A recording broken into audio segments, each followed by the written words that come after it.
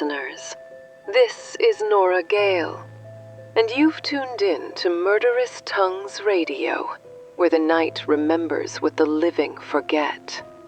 Tonight, the hands return. Once, they were steady. Surgeons' hands, healers' hands, hands that never lost a soul. But time has a way of dulling even the sharpest instruments. When sight fades, faith steps in. And sometimes faith holds a scalpel. Down in a quiet basement, a daughter learns what it means to inherit more than a name, and what it costs when precision becomes prayer. So, pour your holy water, light your filament bulb, and listen closely, because in this story, the return of the hands, the tools still remember the hymn, and they're waiting to teach you how to sing.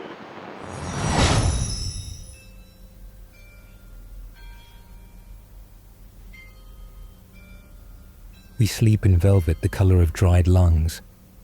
The nap is crushed where our edges rest. The cloth remembers our weight the way a scar remembers the knife. When the lid closes, the dark is patient. When it opens, we remember how light once tasted. We were made to open and to close, to cut, to save, to end, to make a door where there was only skin and uncertainty. He taught us hymns, not in voice alone, but in motion. The cross traced above our tray, the bow of his head, the slow immersion in holy water. Blessed at a church he visited rarely, carried home like contraband reverence. His fingers conducted prayer the way a surgeon conducts silence, serious, exact, clean. He had never lost a patient. Years stacked like sutures tied at precisely the right tension. Under theatre lamps, we shone like saints, and the room leaned toward him. Orderlies softened their steps. Nurses breathed in time. We tasted awe in the air the way steel tastes winter. Then light betrayed him. He did not say blind. Words have the power to finalize. He called it dusk, though noon burned like a match behind his eyes. Numbers blurred, edges bled into edges. The distance between instrument and intention became a question he could no longer answer without faith. Before night could humiliate him, he retired and brought us home. Basements become chapels when grief and skill share a body. He made an altar of a workbench. He set a single bulb to hum like a low organ note. He washed us in holy water as if sterilization was salvation, and salvation an antiseptic. He hummed the hymns his mother had stitched into his childhood. Not to be forgiven. He was not sure who would do the forgiving, but to be steadied. His daughter watched. Eloise Hale had hands that wanted tasks the way lungs want air. Quiet girl, eyes like lakes on cold days. When she split her chin on the garden step, she kept still while he sutured and asked him to name each knot. She learned to lay us on blue drape like sacraments and to count aloud the way liturgy counts. Not to reach a number, but to hold a human heart above drowning. She learned holy water is both warning and permission. Retirement did not retire need. The town learned the basement's door without learning the address aloud. They came with cats torn by wire, hounds salted with quills, a heifer's udder raked open by fence. They came with shame and a roll of bills. He did not charge. Shame is payment enough. He said he was retired. They said the hospital was ours and the river was worse, and please. He nodded because mercy is a habit that outlives job titles. Always, he told Eloise, thumb beaded with the last trembling of the holy water on the tray's rim. Sterilize in what forgives. Always, she repeated, and the word found a home in her wrist. We felt something settle in her, like a note held beneath the rest of the choir. so low you only notice it when it stops, a readiness. When she passed us, we recognized the angle of a future sharpening quietly. He worked by touch. He read the world with fingertips, the way a blind saint reads a psalm. And the basement learned to lean around his habits. He taught Eloise how stillness is more than not moving. It is permission granted to the moment. When he lifted us, we steadied his tremor and made it useful. When she lifted us, the tremor did not appear at all. The town left with animals that breathed better and bled less, and did not understand why the room felt like church. He never told her he was proud. Pride is for men who have not watched failure grow teeth. He taught her the hymn, the count, the cleaning. He pressed her hand into holy water and made of her palm a small altar. He was preparing an inheritance with no papers and no seals, only muscle and memory. When the calendar turned and the ground went hard, he began preparing without saying the word end. He labeled jars in raised dots his fingers could read. He taught Eloise the stitches only confidence can tie. He replaced the bulb above the bench, brighter and steadier, so she would never know a dimmer world had been offered first. One evening, a farmer brought a shepherd with a belly torn by wire. Blood like rust, breath like thread, the kind of wound that needed patience, not glory. He worked by feel, his fingers listening more than touching. Eloise at his side counting rhythm in her ribs. He hummed the hymn. She matched him without meaning to. When he tied the final knot, his hand lingered a moment in her steadiness, a silent transfer, like a blessing passed across skin instead of air. "You have it," he said, the words almost a whisper. "The gift isn't sight, Eloise. It's obedience to the right moment." She didn't answer, afraid answering would break what had just been built. That night, he washed us slow, each movement gentle enough to bruise the air. He dried us on the white linen and placed us in velvet like relics being returned to altars no one had ever seen. Then he climbed the stairs like a man walking out of a cathedral after the last mass ever said.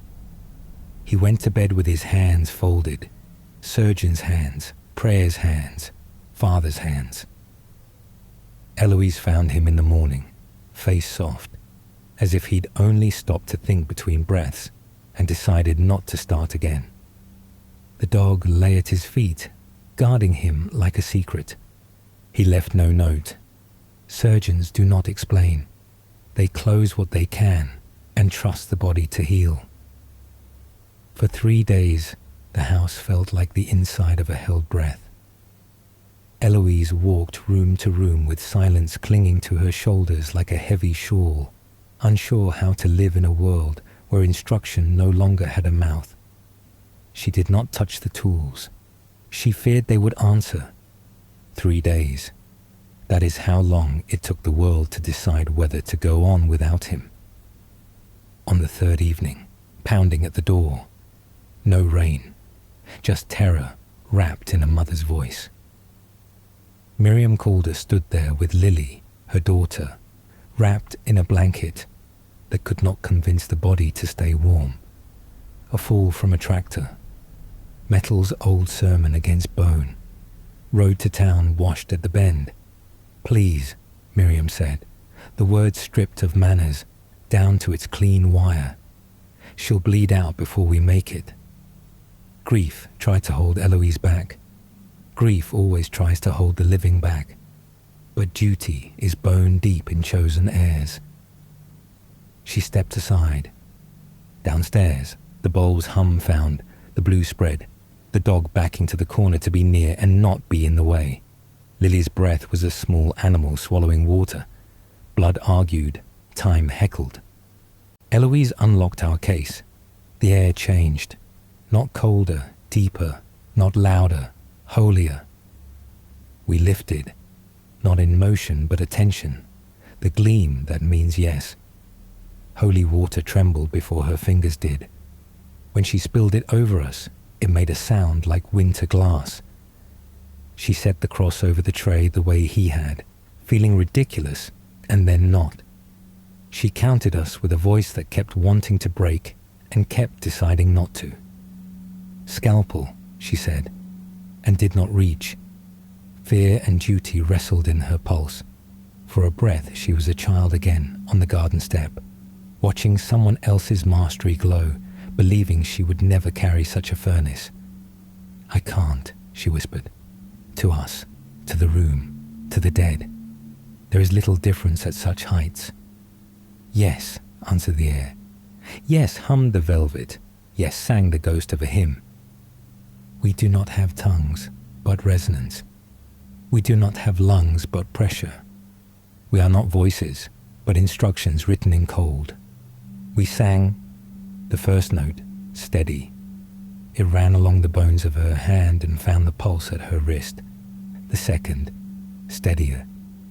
It pressed her elbow into the angle memory trusts. A third rose like a palm between her shoulder blades. Begin. She inhaled once, like baptism, and began. Her hand was her own, and not, and more. We taught angle. We taught depth. We taught the virtue of pause. The old weight, his weight, settled across her knuckles like a benediction. Not force, not possession, guidance. The way a teacher's hand hovers above yours as you write your name for the first time. The way a river shows a boat how to be a river. Clamp, she breathed, and her left hand already knew where it would be. Suction, though there was no machine, only cloth and gravity and will. Retract, and we answered with an opening made of patience. Now, and the bleeder revealed itself, sulking thread of red in a shadow where untrained eyes would swear there was none. Miriam prayed without sound. Lips moved, eyes burned, a mother's bargaining, ancient as salt. Lily drifted in and out of a small, obedient dark, the way children do when the body does not need them for a minute. The dog took one solemn step closer and lay down the way animals do when they have found the safest possible spot. We tightened the world to a field of light and obedience, bone aligned with the satisfying click of a promise kept. Tendon came home like a bird that had considered elsewhere. Blood consented. The wound learned how to be smaller. Eloise's hands wrote in flesh. We read over her shoulder and corrected nothing. Outside, the wind decided to be a friend again. The house remembered it was a house. The bulb held steady, proud and careful. Somewhere far off, a train pronounced its name to the dark, and the dark pronounced it back. When Eloise tied the final knot, nothing in her shook. Her hands did not glow, not with light, with rightness. It is a different brightness, older and less willing to be seen. Lily's breath evened. Life sat upright in her chest like a bird deciding not to fly. Miriam fell forward and caught herself against the table, laughing the way crying laughs when it is tired of itself. Thank you, she said, to Eloise and to the room, and to the one who was gone and not gone.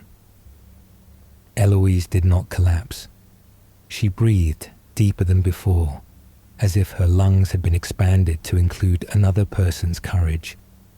She washed us with a gratitude shaped like discipline. She laid us back in velvet like promises returned to their cases. Dawn hesitated at the window, unsure it wanted to enter a room with so much perfect night still alive inside it. Word spreads without words. The town learned the new path to her door. A roofer's slide, a fisherman's hook, the aunt on blood thinners whose kitchen floor bloomed red as a peony. Eloise kept our rituals, not because superstition pleased her, but because ritual reminds hands where they belong.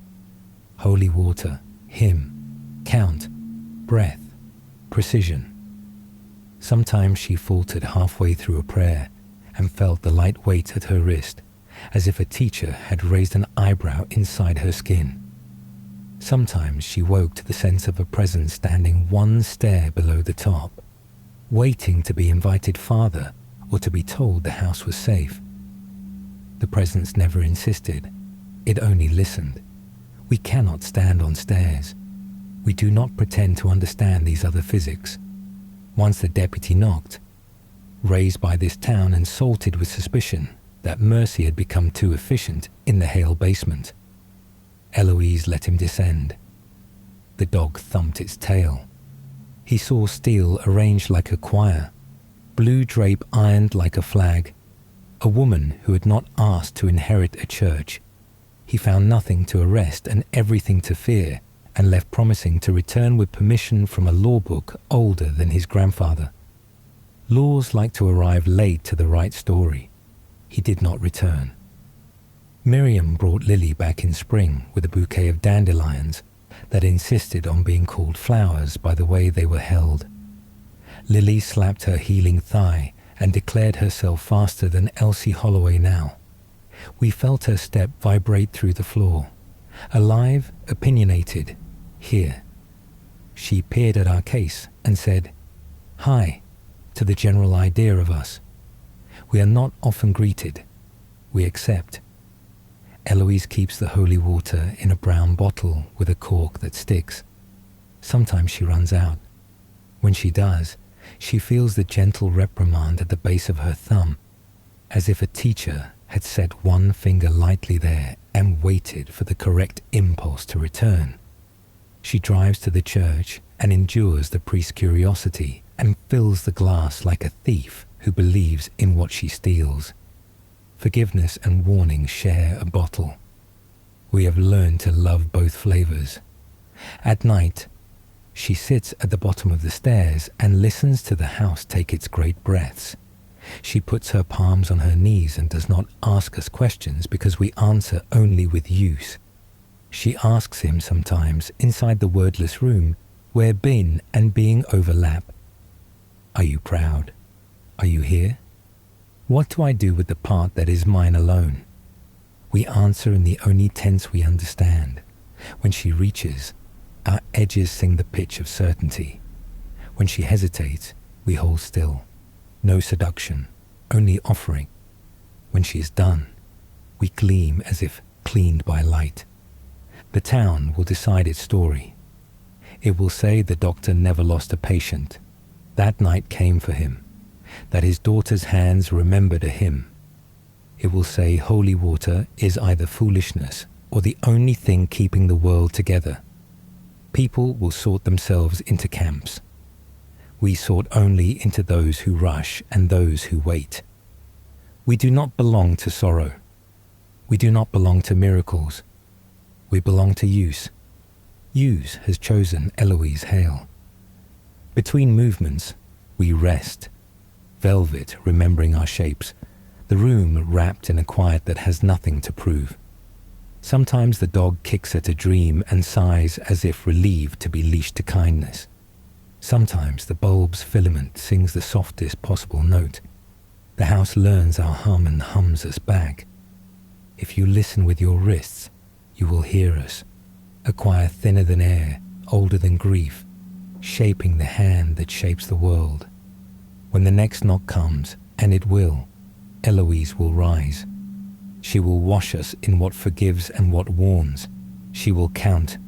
She will breathe. We will guide the tendons to their angle, the thread to its home, the blood back to its patient riverbed. We will steady. We will open and close. We will end and save again. For the hands have returned, and they remember the hymn.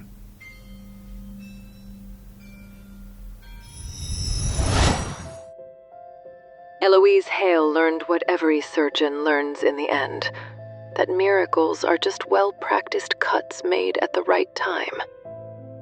Her father left her a hymn, a hum, and the quiet weight of knowing where the edge belongs. sometimes the gift isn't talent, it's obedience to the moment. And sometimes, the moment never stops bleeding.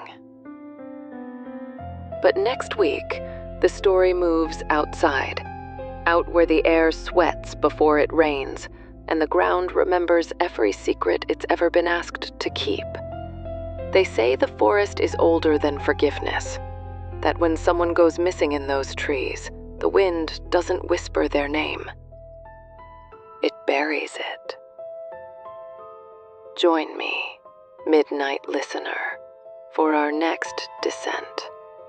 Episode 10, The Trees Know Who. The hands have gone still. Now, the ground will speak. You've been listening to Murderous Tongues Radio, where every silence has a pulse. I'm Nora Gale, and this is Gale After Dark,